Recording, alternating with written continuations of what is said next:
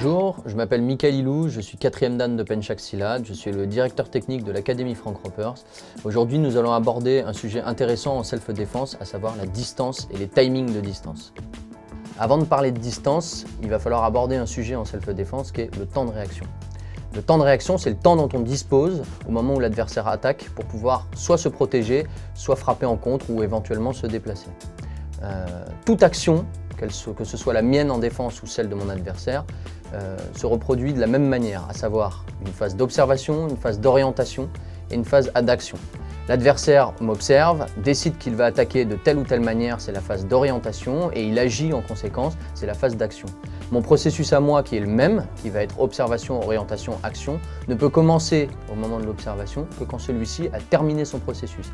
Ce qui veut dire que je suis obligé d'attendre qu'il attaque pour que je puisse décider quel type de riposte je vais pouvoir faire et comment la mettre en œuvre. De manière générale, en fait, dans une bagarre, l'agresseur va en permanence chercher à se rapprocher à une distance non conventionnelle de combat, celle qu'on ne voit pas dans les salles en fait justement, en se rapprochant suffisamment pour pouvoir frapper le premier sans qu'on ait le temps de réagir. C'est pour ça que la plupart du temps pendant les bagarres, les personnes s'empoignent et se rapprochent. Il va utiliser un dialogue agressif pour rentrer dans notre espace vital, qu'on appelle kinésphère. Et de ce dialogue agressif, il va pouvoir masquer son déplacement, son approche, jusqu'au moment où il visera un crochet, un coup de tête, une balayette éventuellement. Et à ce moment-là, en fait, notre temps de réaction sera tellement court parce qu'on n'est pas à la bonne distance qu'on n'aura pas le temps de réagir. Toute personne, même très entraînée, aura beaucoup de mal à réagir. Alors, pour contrer ça, il existe différentes manières de gérer ça. La première et la plus importante, c'est la distance. À partir du moment où j'ai une bonne distance, ça va ajouter un temps de vol à sa trajectoire.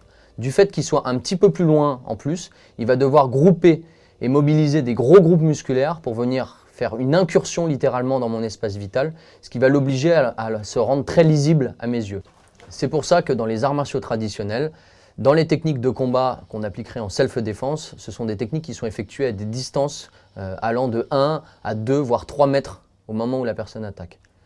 Dans la plupart des dispositions de combat qu'on peut prendre, on va venir récupérer une garde passive et garder un écart conséquent pour pouvoir voir venir le coup et en plus se donner un temps de vol suffisamment long pour pouvoir réagir correctement en cas d'attaque. De manière générale, il est donc très important dans la pratique de la self-défense et des arts martiaux en règle générale, à partir du moment où on cherche à l'appliquer dans des situations réelles, de travailler à des distances qui soient des distances raisonnables. Il est très difficile de bloquer un coup quand on est très près d'une personne et il faut s'habituer en cours collectif avec son partenaire à toujours reprendre des distances pour ne pas rendre plus confortable le travail de la technique. En salle, il est donc important quand on travaille avec son partenaire de se mettre à distance où nos deux kinésphères ne se touchent pas.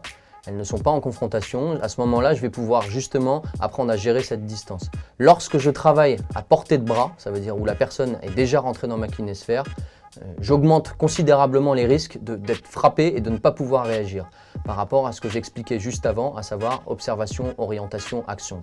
La boucle OOA.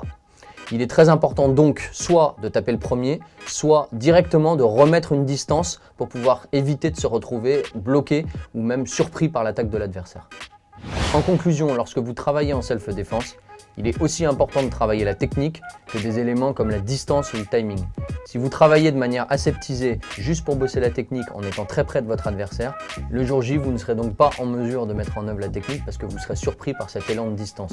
La personne va s'approcher de vous, vous aurez l'habitude de travailler à des distances très près et la personne va envoyer son coup de poing ou son coup de tête et vous serez totalement surpris et submergé par la vitesse. Si vous avez aimé cette vidéo, vous pouvez liker la vidéo et la partager ou encore aller sur la page de Karaté Bushido ou la page de l'Académie Frank Ropers. Merci à vous tous, à bientôt.